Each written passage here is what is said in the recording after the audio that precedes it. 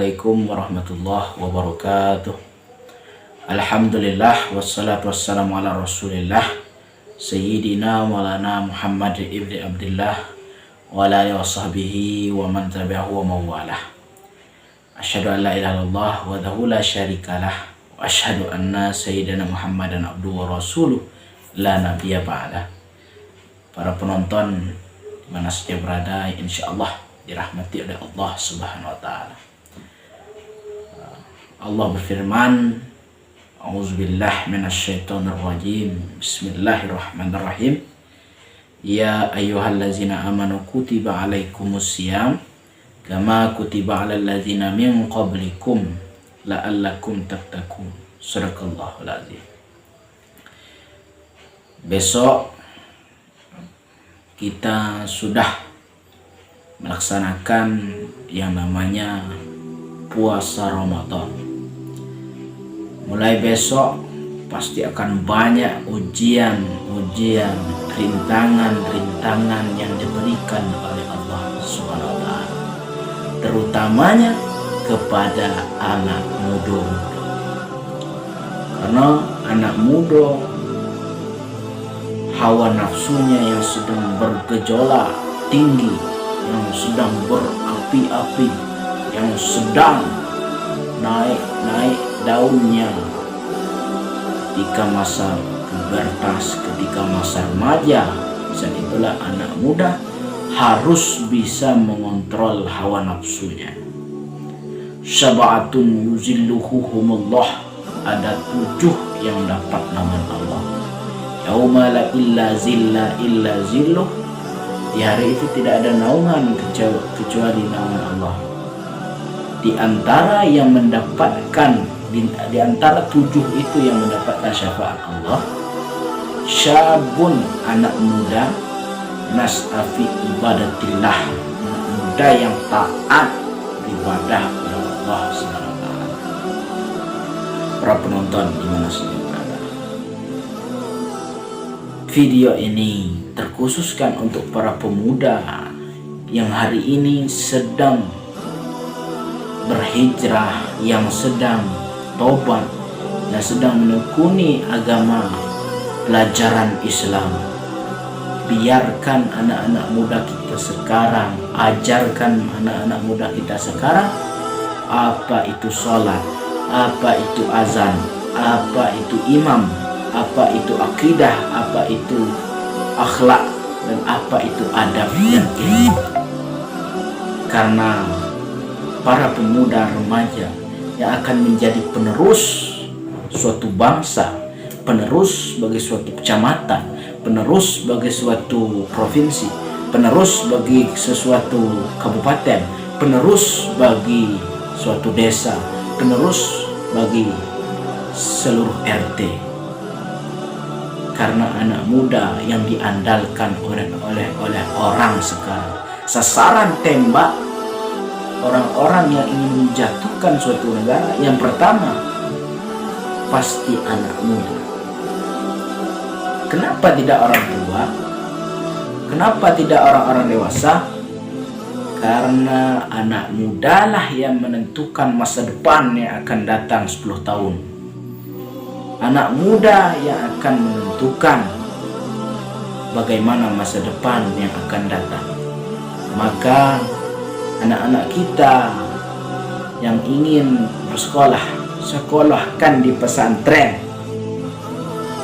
Saya disekolahkan di pesantren SMP At-Taibah supaya membahagiakan kedua orang tua. Biar kita menangis di hari ini berpisah dengan anak dari pondok pesantren, asalkan jangan kita menangis 20 tahun yang akan datang. Biarkan anak di pondok, biarkan anak di pondok dididik dengan ilmu agama 24 jam, dididik oleh para ustadz dan ustazah di dalam pesantren tersebut.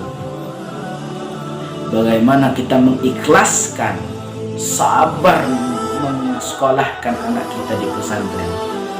Jangan sampai anak kita terjerumus ke dalam narkoba, terjerumus ke dalam ladang ganja, terjerumus peminum, pemabuk, pezina, karena merekalah yang akan menjadi penentu masa depan negara.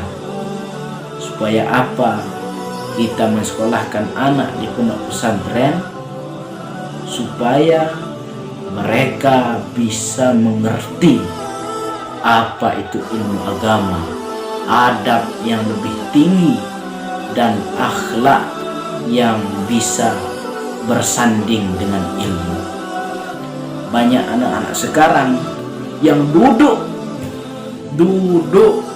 di palung-palung jalan, yang tidak tahu entah karuan, memegang gitar sambil minum tua, sambil ngerokok.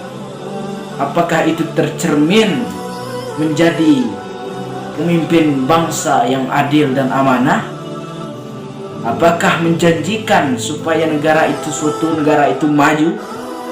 Apakah menjanjikan untuk sebuah desa? Tidak, saudara-saudara. Karena anak muda lah sasaran tembak orang-orang yang ingin menghancurkan suatu negara. Orang-orang luar negeri menjatuhkan anak muda dengan melalui Facebook, melalui YouTube, melalui akses internet yang dikelola oleh orang-orang yang ingin menjatuhkan suatu negara. Jangan sampai anak-anak kita yang kita ingin percayakan untuk membahagiakan kita, membahagiakan kedua orang tua, terjadi penghancuran terhadap anak-anak kita, hancur dalam akhlak dan hancur juga dalam adab. Tapi banyak sekarang saya bertanya kepada ibu-ibu bahwa, "Bu, sekolahkan anak saya di pesantren." "Oh tidak, Ustaz." "Tidak, piu. Anak kami ini harus diumum karena harus juara satu, harus ada prestasi." Apa pondok itu tidak ada prestasi, tidak ada mengukir sejarah, tidak ada prestasi yang meninggi. Itu kata orang. Tapi saya jawab, pesantren adalah sekolah yang terlama di Indonesia. Pesantren adalah tempat menimba ilmu agama. Ilmu dunia boleh kita cari, tapi jangan lupakan apa keutamaan ilmu agama. Karena di dunia kita dapat, di akhirat pun kita akan dapat. Bagaimana orang-orang sekarang yang tidak mempedulikan apa itu yang namanya pesantren, apa itu yang namanya pondok. Mereka hanya memikirkan kesuksesan anaknya. Biarkan anaknya sukses tapi dia sengsara di akhirat. Bagaimana dengan Buya Hamka yang tidak sekolah tapi sekolah di pondok, tidak meneruskan sampai kuliah, tidak S1, tidak S2. Ketika beliau datang orang menghentakkan kakinya di atas meja Buya Hamka, "Hai Hamka, kau pengkhianat negara, ingin menjual Indonesia." Lalu Buya Hamka dimasukkan ke dalam penjara. Beliau di dalam penjara menafsirkan Al-Quran. Sekarang itu namanya tafsir Al-Azhar yang sekarang dipakai di Kairo, Mesir. Beliau dianugerahkan dengan gelar doktor. Orang yang sekolah dari pesantren, orang yang berasal dari pesantren, diberikan anugerah menjadi doktor dan diakui oleh negara. Setelah kematian, maka terkirim surat kepada Buya Hamka, "Aku ingin nanti ketika aku mati, engkaulah yang menyolatkan." Akhirnya Buya Hamka datang menyolatkan orang yang menuduh Buya Hamka. Kalau saya jadi Buya Hamka, tak mau saya datang. Untuk apa datang orang kepada orang yang menjelekkan kita, orang yang berbuat jahat kepada kita. Kalau saya langsung saya lapor ke Mapolda.